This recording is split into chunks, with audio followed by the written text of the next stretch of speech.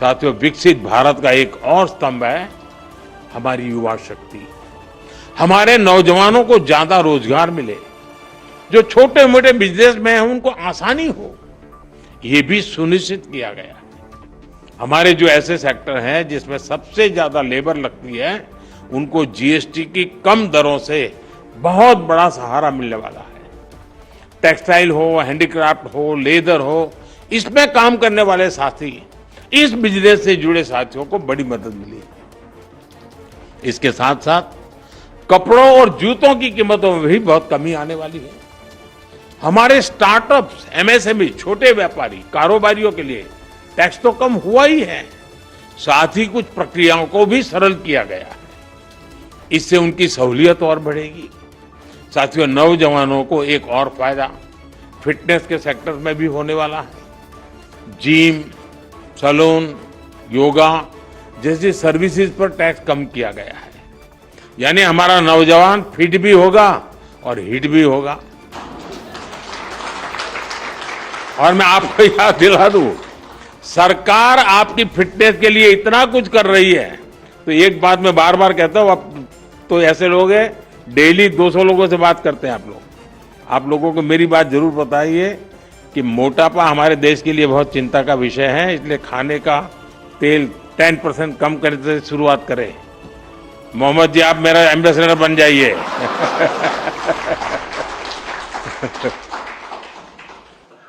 Obesity के खिलाफ लड़ाई कमजोर नहीं पड़नी चाहिए।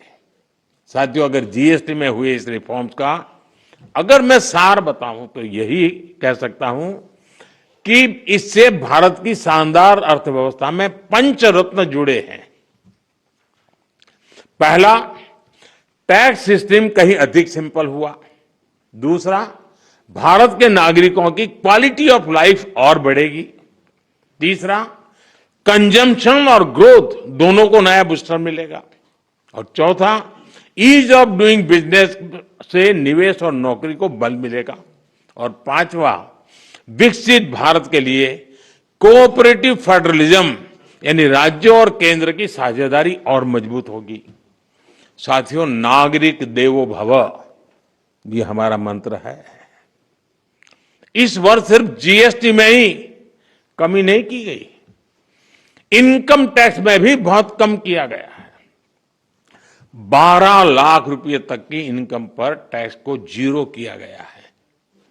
आजकल तो आप आईटीआर फाइल कर रहे हैं, तब इस फैसले का सुखद एहसास और भी अधिक होता है कि नहीं, यानी इनकम में भी बचत और खर्च में भी बचत।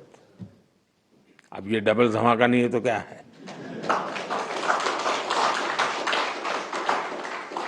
साथियों, आजकल महंगाई की दर भी बहुत निचले स्तर पर है, नियंत्रण में है। और यही तो प्रो पीपल गवर्नेंस है। जब जनहित और राष्ट्रहित में फैसले लिए जाते हैं तब देश आगे बढ़ता है। और इसलिए ही आज भारत की ग्रोथ करीब करीब 8% है। यानी दुनिया में हम सबसे तेज गति से ग्रो कर रहे हैं। ये 140 करोड़ भारतीयों का सामर्थ्य है, 140 करोड़ भारतीयों का संकल्प है।